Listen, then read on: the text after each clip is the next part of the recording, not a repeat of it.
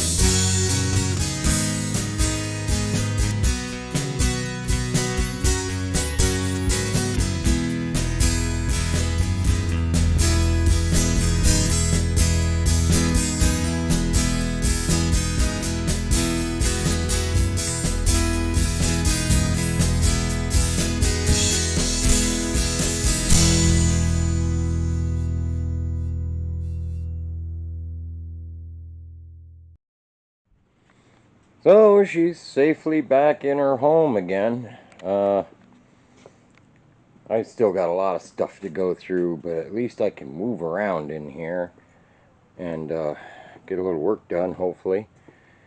You can see, you might have been able to see more when it was outside, but it squats a little in the back. So I'll probably get some of them spring hangers. I had to do that on my hardtop, because my hardtop did the same thing. It kind of rode a little higher in the front than the back. Some people, like Dan at DD Speed Shop, he likes that nose high look. But I think, like I said, with the hardtop, I put those spring hangers in there and raised it up a little, and basically just leveled it out. You know, so the front wasn't too high and the back wasn't too low. I just leveled it out. So yeah, that's what I'm gonna do. But she's back in here, so now I can do something else, I guess. Who I got visiting me? Is that White Toes? Hey, White Toes, say hi to the folks, just so they know you're still around. That's our buddy. So now that we cleaned up the garage, might have to haul out this mess inside of the car so I can start tackling those wires that I've been putting off for as long as I could put off. But yeah, I gotta get this all sorted out, get this mess sorted out, figure out where everything goes, and start doing some wiring.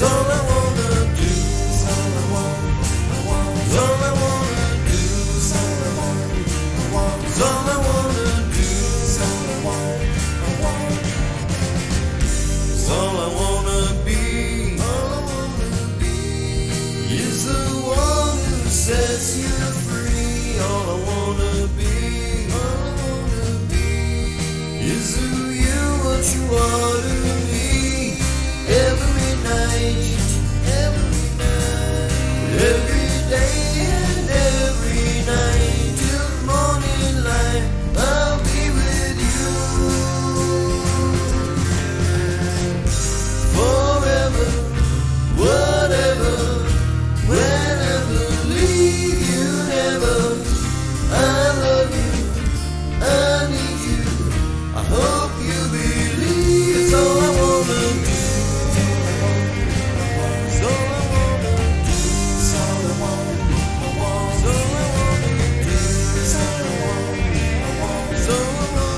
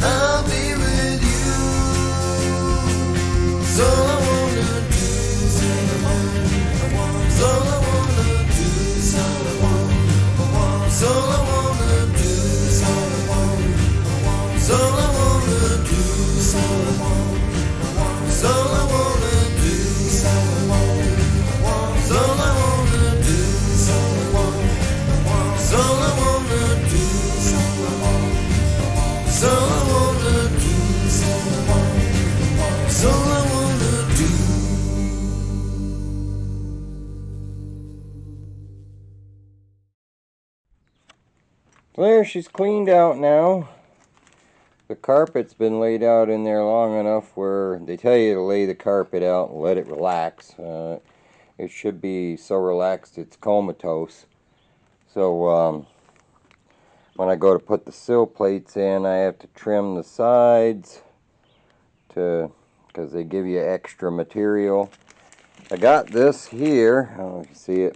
This is my brake rod kit. So, because this was missing the brake rod and the clubus and all that stuff. So, I picked up a brake rod kit because we'll need that when we're bleeding our brakes. I've been asked how I was going to register the thing because, you know, what is this thing anyways, you know. But the original VIN tag is still there for the two-door hardtop. So basically, I'm going to register this thing as a two-door 57 Chevy, which it still is. It just has a wagon top on it now, but it's still a two-door. But yeah, I stuck a sticker on there. I got a sticker like with both of the cherry bombs that I put on there, but I didn't know about the sticker, so it was like the first one I pulled out of the box. The box went in the burning barrel along with the sticker, so I only got one sticker. But anyways, yeah, same deal over here. You just have to trim off the excess. I've got the sill plates for it, and hopefully it'll look good.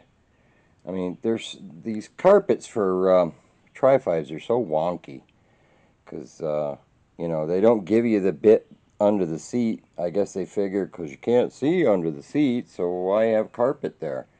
So instead of giving you just one big piece of carpet, they split it up into two. Plus the carpet in the back there was split off separate. But yeah, but that I still got to hook up those vent cable wires that go out to our fresh air vents and stuff. But so that's in behind the dash. Yippee, fun. But at least we've got room to crawl around in there now and try to make sense out of that spaghetti of wires. Because I don't know if I showed you. It's a universal kit. So they give you a lot of redundant wires that, you know, you're going to use in some cases and not in others. There's a lot of wires in there that are like power windows, power door locks, cruise control, you know, all things this car doesn't have and is never going to have. So we have to sort out those wires that we're not going to use and sort out the wires we are going to use and figure out how to make it all make sense. So that's what I got for you tonight, pilgrims. Glad you could stop by my shop. Somebody on there named Ian said it on the last video, said it still doesn't run. I don't recognize him. And you're right, Ian. I'm going to respond to you, but I'll respond to you here too. You're right, it doesn't. Yeah, it's like one person power, mostly, except for when my wife and son helped as far as moving. But you can't be too careful. You know, I want to make sure everything's right. But we'll get it fired up soon, and I still have to put the drive shaft in it, so even if I fire it up, I can't move it under its own power. I still have to hook up some kind of, I haven't decided what style linkage I'm going to use for the power glide that's in it, because I don't have all the pieces for the shifter linkage for the column. I could get the cable style floor linkage. I don't know.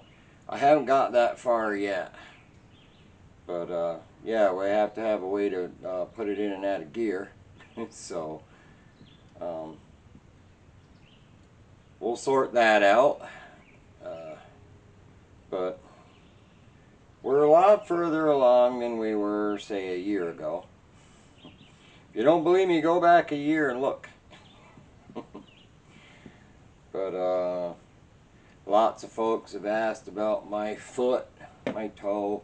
It's getting better. It still hurts, but it's getting better.